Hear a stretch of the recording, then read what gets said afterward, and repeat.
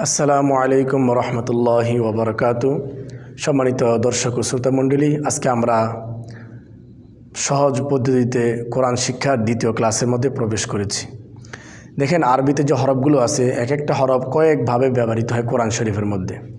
এখন আমরা যেন সহজে বুঝতে পারি যে একটা হরফ কয়েক জায়গায় ব্যবহৃত হইল, যে হরফ যে একটাই, সেটা বোঝার জন্য আজকে সহজ একটা কৌশল আপনাদের সামনে আমি নিয়ে হাজির হয়েছি। দেখেন, এটা হচ্ছে বা, এটাও বা, এটাও বা। তো একটা কিন্তু তিনটা রূপে ব্যবহৃত হয়েছে।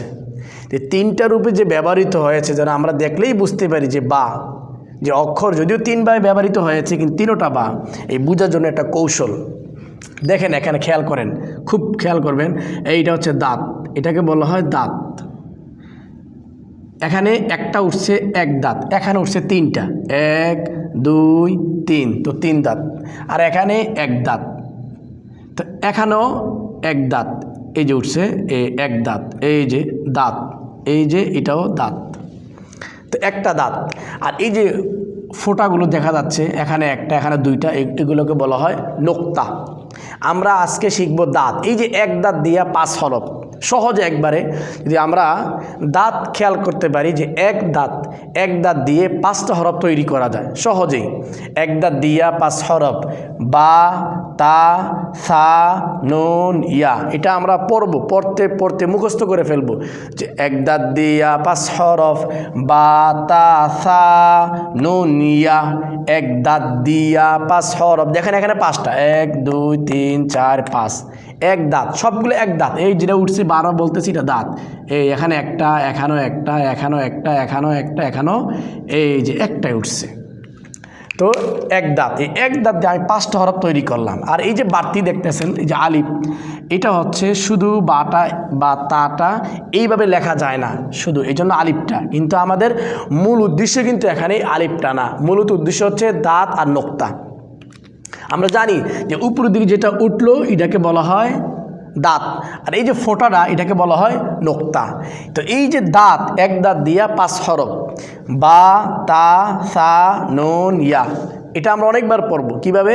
যে এক দাঁত দিয়া 5 হরফ, বা, তা, সা, নুন, ইয়া। এক দাঁত দিয়া 5 হরফ, বা, তা, সা, নুন, ইয়া। এইভাবে অনেকবার পড়ব।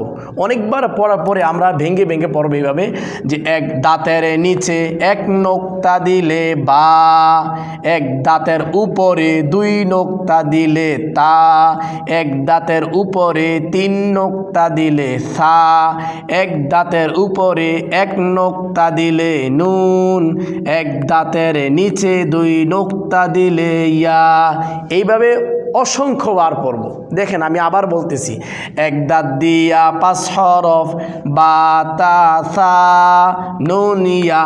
এক দাঁতের নিচে 1 নোক্তা দিলে বা, এক দাঁতের উপরে 2 নোক্তা দিলে তা, এক দাঁতের উপরে 3 নোক্তা দিলে সা, এক দাঁতের উপরে 1 নোক্তা দিলে নুন, এক দাঁতের নিচে 2 নোক্তা দিলে ইয়া। যদি আমরা এইভাবে পড়ি, যেভাবে আমি শিখাইলাম, আপনাদেরকে বললাম, এইভাবে পড়লে আমরা সহজেই একটা দাঁত দিয়েই আমরা 5টা হরফ চিনতে পারবো সহজে। এইভাবে শিখা ছাড়া আমাদের কোনো বিকল্প নাই, যেহেতু বয়স্ক ব্যক্তিদের উদ্দেশ্যে আমার এই ক্লাসটা মূলত। এই জন্য আমি এইভাবেই আপনাদেরকে শিখাবো, যেন সহজে কোরআন শরীফ আমরা শিখার জন্য অগ্রসর হতে পারি। দ্বিতীয় ধাপ, দেখেন এখানে আমরা বলছি এক দাঁত দিয়ে 5 হরফ তৈরি করলাম। এখানে 3 দাঁত, খেয়াল করেন, 1 2 3। এখানে 3 দাঁত, এই 3 দাঁত দিয়ে আমরা 2টা হরফ তৈরি করব। শুধু দাঁত খেয়াল করবো আমরা, দাঁত। এই 3 দাঁত দিয়া 2 হরফ, উপরে 3 নোক্তা দিলে শিন। দেখছেন 3 নোক্তা, উপরে 3 নোক্তা দিলে শিন, নোক্তা না থাকিলে সিন। একেবারে সহজ। এখানেও 3 দাঁত, এখানেও 3 দাঁত, তবে এখানে উপরে 3 নোক্তা আছে, এখানে নোক্তা নাই।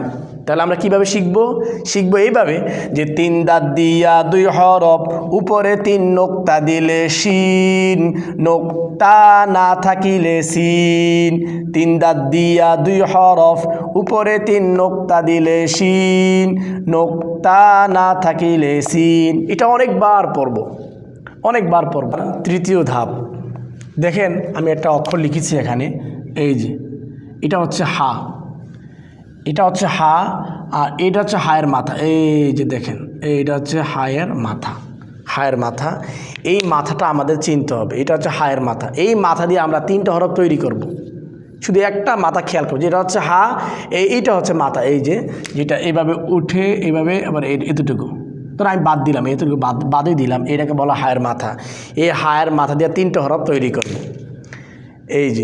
এই যে হায়ের মাথা, হায়ের মাথা, হায়ের মাথা। পার্থক্য কি? নোক্তা। খেয়াল করেন, এখানে উপরে নোক্তা, এখানে নিচে নোক্তা, এখানে নোক্তা নাই। তা আমরা শিখবো কীভাবে? শিখবো এইভাবে যে হায়ের মাথা দিয়ে 3 হরফ, উপরে 1 নোক্তা দিলে খ, নিচে 1 নোক্তা দিলে জিম, নোক্তা না থাকিলে হা। আবার হায়ের মাথা দিয়ে 3 হরফ, উপরে 1 নোক্তা দিলে খ, নিচে 1 নোক্তা দিলে জিম, নোক্তা না থাকিলে হা। এইভাবে আমরা অনেকবার পড়তে হবে আমাদের এটা শেখার জন্য। দেখেন যে এইভাবে শিখা হয়ে গেল। দেখেন আমরা এখানে 1 দাঁত, এখানে 3 দাঁত, এখানে হায়ের মাথা, এই 3টা দিয়ে আমরা কয়টা শিখলাম? এখানে 5, এখানে 2, 7, এখানে 3, 10টা হয়ে গেল শিখা আমাদের। মাত্র 3টা টিপস, 10টা অক্ষর শিখে হইল আমাদের। 10টা অক্ষর সাথে আমাদের পরিচয় হয়ে গেল। এইবার আমরা কিছু প্র্যাকটিস করবো যে এইগুলোকে আমরা শিখতে পারলাম। প্র্যাকটিস দেখেন, 1 নাম্বার, এই যে 1 দাঁতের নিচে 1 নোক্তা। এটা কি? এটা কি? এটা যদি আমরা এগুলো ভালো করে পড়ে থাকি, এটা অবশ্যই পারবো। কারণ 1 দাঁতের নিচে 1 নোক্তা, আমরা জানি 1 দাঁতের নিচে 1 নোক্তা হলে বা, তাহলে এটা নির্ঘাত, এটা বা হবে। কারণ 1 দাঁতের নিচে 1, ওই যে দাঁত যেটা উপরের দিকে উঠছে, এটাই দাঁত। এই 1 দাঁত নিচে 1 নোক্তা বা। এখানে 1 দাঁতের উপরে 2 নোক্তা, এটা কি? আমরা আগেই পড়ে আসছি, 1 দাঁতের উপর 2 নোক্তা দিলে তা, তার মানে এটা তা। এখানে 1 দাঁতের উপরে 1 নোক্তা, এটা কি হবে? এটা নুন। ওই যে আমরা পড়েছিলাম যে 1 দাঁতের উপরে 1 নোক্তা দিলে নুন, এটা এখানে চলে আসছে। তারপর এই যে 3 দাঁত, 1 দাঁত, 2 দাঁত, 3 দাঁত, আমরা পড়েছি এখানে যে 3 দাঁত দিয়ে 2 হরফ, উপরে 3 নোক্তা দিলে শিন, নোক্তা না থাকিলে সিন। তো এখানে তো নোক্তা নাই, যেহেতু এখানে নোক্তা নাই, তাহলে এটা সিন হবে। আচ্ছা, তারপরে এই যে হায়ের মাথা, হায়ের মাথা, এটা কি? হায়ের মাথা দিয়ে 3টা হরফ তৈরি করা যায়। এখানে কোনটা?